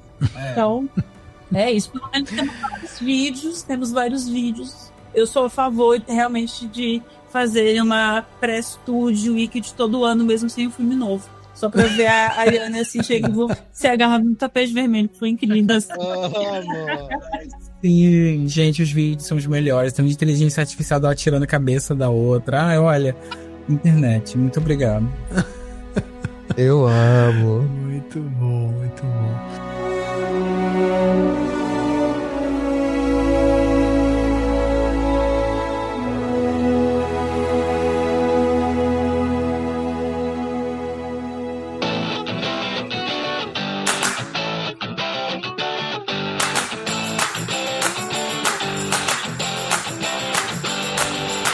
Plano detalhe da semana, aquele momento aqui para dar dicas para vocês, né? Fazerem aí durante a semana coisas diferentes. Lai, vamos começar com você. O que você trouxe de bom de plano detalhe? Vamos, eu trouxe uma dica de série. Boa. Que é uma série que estreou semana retrasada, eu acho, na HBO Max, que é a série da Ângela Diniz. Ângela Diniz, coordenada, assassinada e condenada. Esse é o título. É a série inspirada no podcast Praia dos Ossos, da Rádio Novelo, produzido e idealizado pela Branca Viana. É um podcast maravilhoso, acho que ele explodiu muito quando ele foi lançado ali em 2020, né, na época da pandemia, que reconta o assassinato da Ângela Diniz em 76 e o julgamento do DOCA. E assim, quem me conhece sabe que eu não suporto true crime. Eu sou hater de true crime desde antes de virar modinha. Mas brincadeiras à parte, eu sou uma pessoa muito reticente com essa questão do true crime, porque eu acho que a grande maioria é uma grande falácia e uma grande desculpa para você se aproveitar do sensacionalismo de uma coisa que já foi sensacionalizado bastante, em vários casos. Não é o caso dessa série. Eu acho que o podcast é excelente, porque ele faz um retrato, ele pinta um retrato da Ângela que ninguém conhecia, que por mais que ela fosse uma socialite conhecida, o retrato que o podcast cria dela, que ele traz dela, é um retrato íntimo, muito complexo, porque ele ouve muitas amigas, muitas pessoas que estavam em volta dela, e fala muito sobre o julgamento, sobre a questão do feminicídio, sobre como ela foi julgada depois de morta, e a série faz um trabalho muito bom de trazer isso para a ficção, focando muito na história dela e não na história do Doca, que é o assassino. Então são 6 episódios, 5 episódios são sobre a história da Ângela, culminando no assassinato dela, e no 6º episódio é o julgamento do Doca, que é a única parte da história que foi de fato televisionada. Então é uma série que faz isso muito bem, assim, ela consegue trazer pro centro da história a Angela e não o assassino.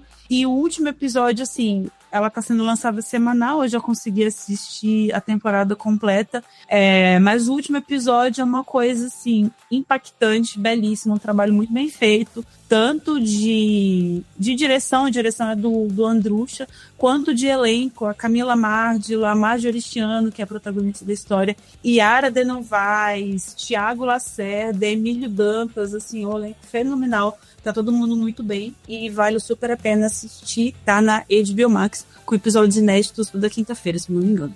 Boa. É isso, gente. Não, sensacional, super recomendo também, tô assistindo e tô adorando. Marjorie faz um trabalho incrível, né, assim, inclusive... É muito sensacional. Tem um podcast que a Marjorie participou, né, que ela fala um pouco sobre esse processo de criação, né, da Angela e tal, que é o podcast Fio da Meada, né, que a Marjorie participa junto com a Helena Soares, e como o podcast é da Rádio Novelo, a Rádio Novelo foi quem fez o Praia dos Ossos, então é legal que elas falam um pouco sobre essas diferenças, né, porque tem algumas coisas ali, por exemplo, na série a Angela tem uma filha, mas na vida real ela tinha 3 filhos, então tiveram que fazer algumas adaptações, e daí elas, é muito legal esse papo, assim, porque elas conversam justamente sobre por que adaptar, né, por que faria esse tipo de adaptação e tal, então, enfim, é um papo bem bacana, acho que fica aqui uma dica extra aqui com base no que a Lai trouxe pra gente. É isso, então, muito bom. Lembrando vocês ouvintes, né, que tudo que a gente falar aqui vai ter link no post. Se não pegou alguma coisa, vai lá, vai estar tudo listadinho para que você possa aí clicar e já ser direcionado para tudo que a gente tá falando. Eduzinho, e você, o que você trouxe de bom pra gente? É isso, né, gente? Sempre trago conteúdo de qualidade. Sim. Sempre trago coisas importantes e impactantes para esse podcast. Sim. Porque a recomendação de conteúdo de qualidade para quem gosta de reality show, quem gosta de vida real, nem tão real, nem tão vida assim. A 3ª temporada do maior reality de todos os tempos já está entre nós, né? Chamado A Vida Secreta das Esposas Mormon. E tivemos aí um gancho no final do segundo episódio, no final da segunda temporada, de que talvez tivesse rolado uma traição entre uma das esposas. E a 3ª temporada é banhada nessa trama, com muitas reviravoltas, as integrantes participando de testes do polígrafo, coisas assim. Caraca! Que realmente transformam o ser humano, assim, né? É uma coisa que mexe muito comigo, assim, eu fico muito impactado, muito emocionado de ver como a futilidade é boa.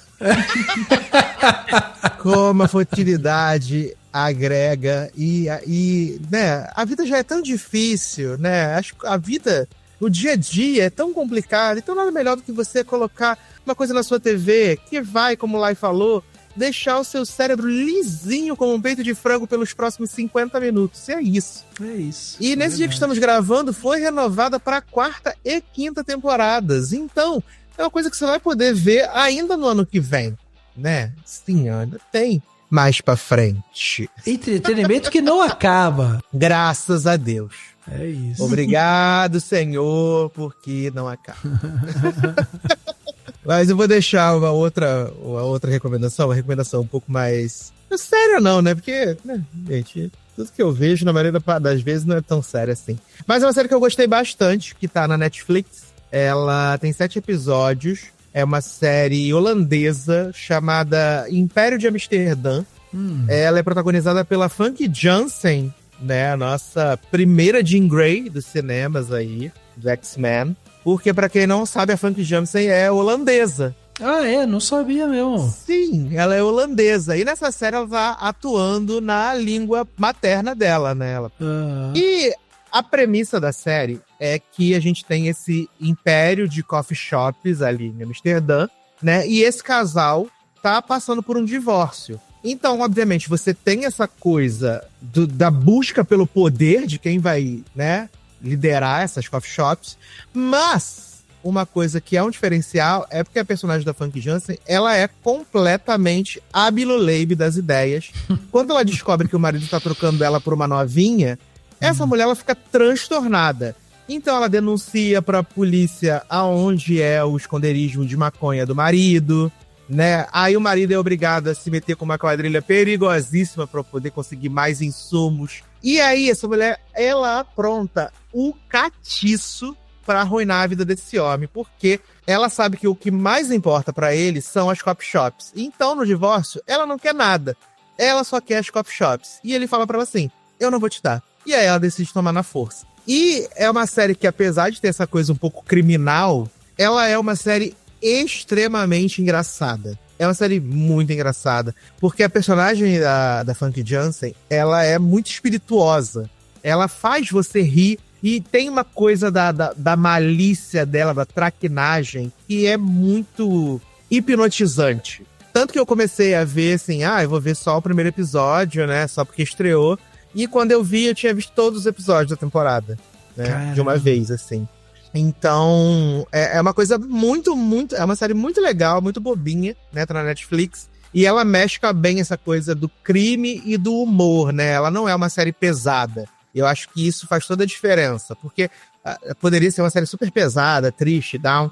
Mas ela não, ela é uma série engraçada. E tem os momentos, obviamente, mais pesados, né? Com tortura, essas coisas. Mas é uma série que me divertiu bastante.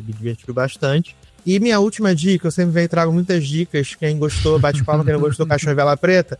A minha nova obsessão do momento, né? Que os meus amigos do trabalho ficavam falando durante muito tempo. Ah, não, porque a gente assiste Aeroportuária Restrita, não sei o quê, Pererê Pão Duro, muito legal, haha. E eu falei, gente, não tem como isso ser bom. E aí eu fui, né, assistir, estreou a 7ª temporada agora, né, essa semana, inclusive, vai ao ar os 2 últimos episódios da 7ª temporada. São episódios ali de 24, 25 minutos, que mostram a atuação da Receita Federal nos aeroportos do Brasil, né, Guarulhos, Galeão, Fortaleza. E, tipo, como eles usam pra desmantelar a galera que vai tentar fazer tráfico de drogas, ou mesmo a galera que traz um monte de muambo e não quer declarar. Então, coisas corriqueiras, né? Do universo aduanesco. Eu sei que eu fiquei tão obcecado por essa série que eu falei assim, eu só vou ver um episódio. E aí, eu acabei vendo 3 na sequência. Aí, no 3º episódio, tem o seguinte caso. Uma menina vem de Dubai, e aí ela tá trazendo algumas canetas de Ozempic. Algumas. Que são apenas 24 canetas. Caralho! E aí ela diz pro moço da Receita Federal, ela fala assim, não, é pra uso próprio, amigo. É pra uso próprio. É porque eu tenho diabetes. Então, é pra meu uso próprio. E aí, conforme a polícia, o auditor da Receita Federal vai apertando ela, não, porque é pra mulher do meu médico. Ah, mas você vai cobrar? Não, não vou cobrar, não. Eu tô trazendo na amizade. E aí vem o pessoal da Anvisa, aí vê que, tipo, a validade das canetas não ia durar nem 12 meses. Então, imagina ela tendo que usar as 24 canetas e não serviria nem pra dividir com a colega, que também ia vencer antes, assim. E é muito engraçado, porque as pessoas estão no erro, mas elas querem convencer as autoridades de que elas não estão. Com certeza. Então, vale cada minuto de entretenimento. E assim, eu fiquei tão obcecado que eu maratonei todas as temporadas. Eu vi todos os episódios. Né? São 7 temporadas. Por algum motivo não tem a terceira no HBO Max. Por algum motivo. Tem a 1, a 2, aí pula pra 4 e até a 7ª, que é agora a atual. E eu fiquei obcecado, gente. Assisti todos os episódios. Achei um entretenimento de altíssima qualidade. Né? E 25 minutos, gente, você tá ali, ó, né, fazendo um lanche, né, agora de noite, faz um lanche ali, vou ver antes de dormir, vou ver gente sendo presa, né, gente passando vergonha, gente pagando 100 mil reais de multa, porque trouxe, sei lá, 86 carcaças de celular na mala, né? Incrível, né? E é uma recomendação, tá, gente, de coração, Aeroportuária Restrita, eu não dava nada, mas eu me entretive bastante. E eu trago pra vocês aqui entretenimento, qualidade. Tá? É isso. Caraca, sensacional, Edu. Já vou colocar aqui pra eu ver. Eu preciso começar a ver Esposas Mormons, porque você sempre fala. Eu nunca dei um play. Eu preciso dar um play pra ver o que é isso. Assim, Rafa, eu acho particularmente que você não é o público-alvo. Tá? Eu acho que você não é o público-alvo.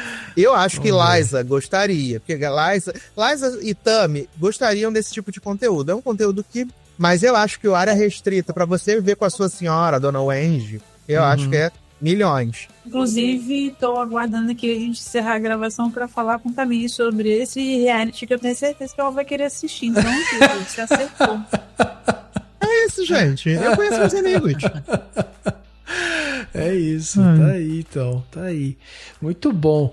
Tiagão, e você? O que você trouxe de bom pra gente aí, de Plano Detalhe? Gente, eu vou falar de uma série que tá fresquinha na minha cabeça, que eu acabei de assistir, eu recebi 5 episódios, e acho que quando esse episódio for ao ar do podcast, já vai ter o primeiro episódio disponível, mas se chama O Natal dos Silva, que é uma série feita pela Filmes de Plástico, né, que é uma produtora muito legal, que faz tipo uns filmes incríveis, assim, brasileiros, muito mais pra pegada emocional, fez o último episódio, fez o Marte 1, né, e essa série, ela é criada pelo Gabriel Martins, que é o diretor de Marte 1, então é a primeira série da Filmes de Plástico, e é uma série muito legal, gente, pegando toda essa ideia do Natal, ela traz o Natal pro nosso mundo brasileiro, né?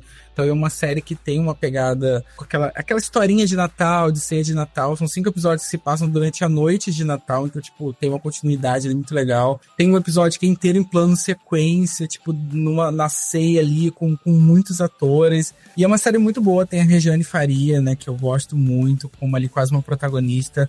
E ela foi inteira gravada em Belo Horizonte, o elenco inteiro é mineiro, e é uma série de uma família negra que tá se reunindo numa noite de Natal, e claro, como toda família brasileira, tem todos os conflitos, e tem um monte de coisa que vem, tem coisa sobre a casa, tem coisas sobre eles mesmos, né, que sempre voltam na noite de Natal, ali de perdão, de ódio, de briga.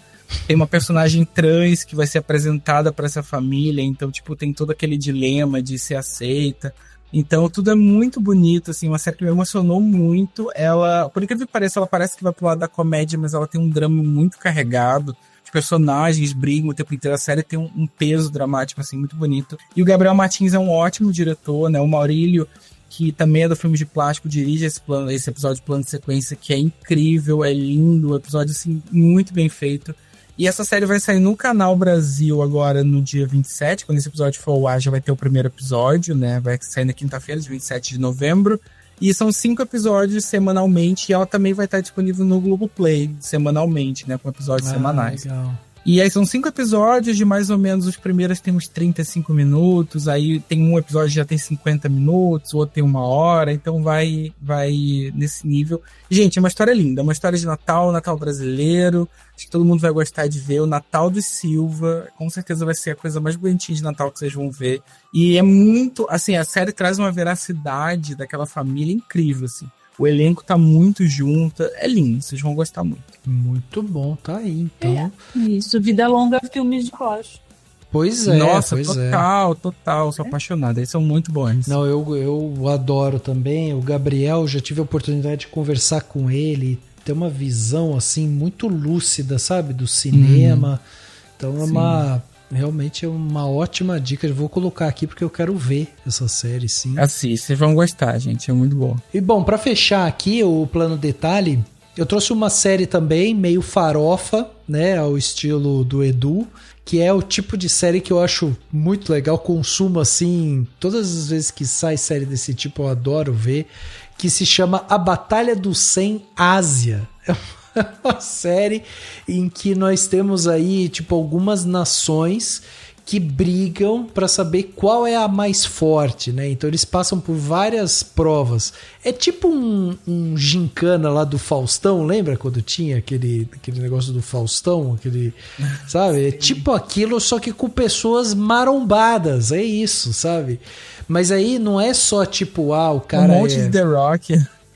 Mas não é só assim, o cara é halterofilista e tal, não é isso. Tem assim, o cara que é campeão de judô, o outro que é campeão de, sei lá, de basquete, o outro que é de vôlei, o outro que é remador e tal. São atletas mesmo, inclusive atletas olímpicos. E daí eles são colocados em provas que tem que se levar saco de, sei lá, 20 quilos de um lado pro outro e tal. E, meu, uma coisa assim, sabe, umas provas surreais. É uma série coreana. Eu assisto tudo dublado, assim, porque eu acho também muito boa É a única forma correta de você assistir essa série coreana. Exatamente. A série coreana tem uma coisa que eu não gosto muito, que é a repetição, sabe? De alguma coisa de surpresa. E aí eles ficam repetindo aquele momento. Isso é uma coisa que às vezes me cansa um pouco. Tipo assim, às vezes tá todo mundo parado e enfileirado, daí eles mostram o cenário da prova. Aí todo mundo faz, nossa, que coisa! Aí muda o ângulo da câmera e é exatamente a mesma reação. É as pessoas tendo a mesma reação, só que em outro ângulo. E aí fica uma repetição deles falando, nossa, que coisa, nossa, que coisa, nossa, que coisa. Tipo, tá bom, mostra logo o cenário, sabe assim? Mas enfim, eu acho que é pra criar uma tensão, mas me pega muito, assim, eu gosto muito desse tipo de reality show, assim, que a galera fica competindo, sabe? Tem uma coisa de provas e geralmente quando tem essas coisas que envolve, né, essa coisa de habilidade, correr e tal, putz, eu acho muito legal. Então fica essa minha dica aí para que vocês possam relaxar também assistindo aí uma prova do Faustão, só que com pessoas marombadas e talentosas, né, dentro dos seus esportes. Então é isso.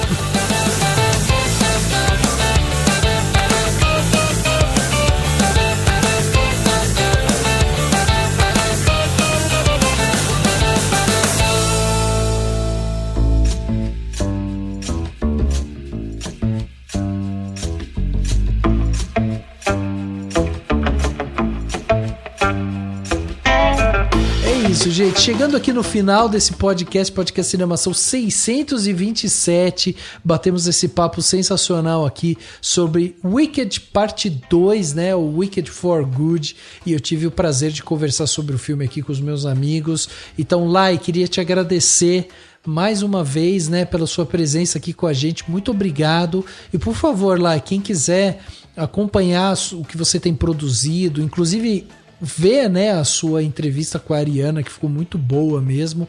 Como é que faz, né, para acompanhar você, Lai? Obrigada, Rafa. Obrigada mais uma vez pelo convite. Ti, Edu, obrigada pelo papo. E para me acompanhar, é só seguir lá no Instagram, @LaizaZanetti. Posto lá minhas coisas quando eu lembro. Meus textos estão normalmente no Estadão e no Periplágio, onde eu escrevo algumas críticas mais e os ensaios mais pessoais, assim, mas é isso. Instagram, @LaizaZanetti, Letterboxd, Twitter não existe mais, não sei o que é isso. E é isso, os meus textos por aí eu sempre posto lá e compartilho quando eu lembro. Não vou dizer que eu compartilho sempre, porque eu sou meio negligente com isso. Mas quem quiser me acompanhar é só seguir lá que a gente troca uma ideia. E é isso, gente. Valeu. Boa, valeu, Lai. Muito obrigado. Tiagão, obrigado também pela sua presença aqui. Sempre bom ter você aqui. E também, deixa meios de contato aí. Você também que produz pra caramba, hein, Tiagão? Ai, Rafa, é um prazer. Sempre quando você me convida, eu fico muito animado. Eu tento o máximo poder participar. Adoro estar aqui. É um prazer estar aqui com vocês todos. Falar sobre o filme também foi muito bom. E, sim, vocês podem me encontrar especialmente no Instagram e TikTok. No TikTok eu replico ali uns vídeos porque eu não sou da geração e ainda não consigo me lidar com aquele negócio. Mas vocês podem me encontrar como o Thiago Muniz. Ali tem dicas de filmes, de séries, críticas, coisas que estão saindo no cinema, opinião que ninguém pediu, um monte de coisa vocês vão encontrar lá. E fico muito feliz com todo mundo que eu apareci, fico muito feliz de ter participado. E é isso, gente. Muito bom, muito bom. E temos também que agradecer Eduzinho, que tá aqui com a gente mais uma vez, mais um ano, né, Eduzinho, de gravações aqui contínuas. Então tenho que agradecer você aqui também por sempre estar presente aqui, né, por trocar essa ideia. E é isso, Edu, deixa também aí meios de contato, como é que as pessoas acompanham, logadinho, você e tudo mais. É isso, Rafael, ainda temos mais uma gravação esse ano, hein? Não pensa que eu esqueci, não. Ainda temos mais uma gravação esse ano ainda. Sobre tá no o quê? Meu contrato. Sobre o quê? Sobre o balanço do ano de 2021. Ah, o balanço. verdade. Tem no meu contrato. Você sabe que eu tenho um contrato assinado desde 2014. É verdade. São 11 anos esse contrato é assinado e renovado automaticamente. É isso aí. E lá tem 3 participações que já são confirmadas, que é Oscar, preview do ano seguinte e a retrospectiva. É isso no meu contrato. É isso aí. Pra quem quiser mais surtos, inclusive semana retrasada tivemos um comentário lá no Logado de uma ouvinte dizendo que me conheceu aqui e foi pra lá. É mesmo? Olha, puta, sim. eu fico tão contente quando isso acontece. Ela disse que ela me ouviu aqui, gostou, olha que loucura, e foi pra lá, né? Porque todo domingo tem um logadinho aí no seu feed, né? Logado com 2G, sempre importante. Sempre aí com as notícias e as coisas up to date do mundo da TV e do cinema, né? Então, todo domingo aí você tem aquele podcast gostoso aí de pelo menos 3 horas e meia, 4 horas pra você se divertir, lavar suas coisas, montar as marmitas da semana, né? Daquele jeitinho peculiar, né? Sem medo dos processos. É isso aí. Então, todo domingo, em algum momento do seu dia, né? Até que nessas últimas vezes eu tô regrado, tá saindo cedo. 10 horas já tá no ar. Mas pode ser em qualquer momento do seu domingo aí, então, pra você se divertir. Então, ouça lá o Logadinho. E sempre um prazer estar com você, Rafa. Liza nem se fala. Ano que vem estarei perturbando a Liza pessoalmente, porque estarei morando na mesma cidade dela. Perturbarei pessoalmente. Avisa a portaria, hein, Lai? Avisa a portaria. Já vou bloquear aqui a entrada. Agora que ela e Tubbs estão lascadas, porque perturbarei ao vivo. Vai vir conhecer o cachorro apocalíptico pessoalmente. Vamos. E também um prazer estar aqui com o Ti também. E, Prazer. gente, muito obrigado mesmo. Foi sempre um prazer, né, Rafa? Obrigado. É sempre um prazer, realmente. Muito obrigado, gente. É isso então, gente. Antes da gente terminar, eu gostaria de convidá-los aí para você classificar a gente, né, lá no Spotify. Isso ajuda demais para que a gente chegue a novos ouvintes. Então basta acessar o Spotify, ir lá e dar as estrelinhas. Isso é bom pra gente porque a gente acaba sendo apresentado a novos ouvintes. E se você curtiu esse episódio, então vamos continuar essa conversa, por que não?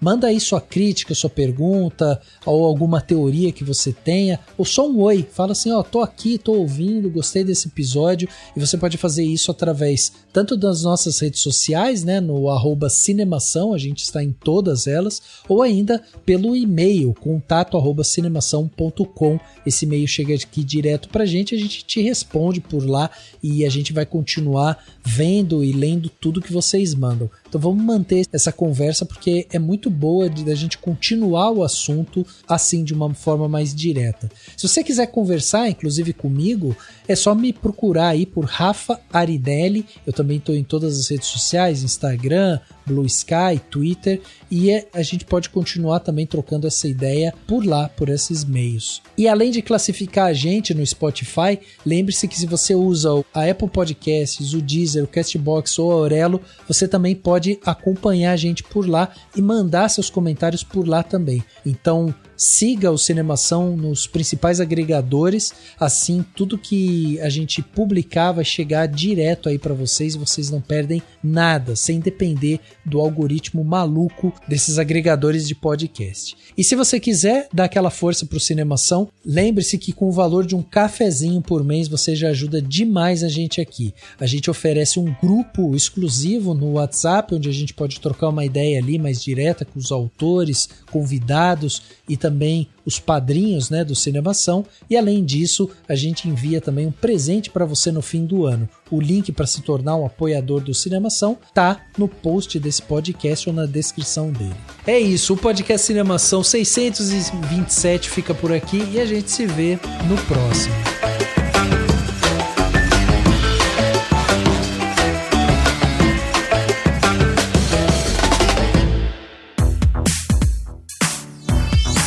Esse podcast foi editado pela Isso Aí Design.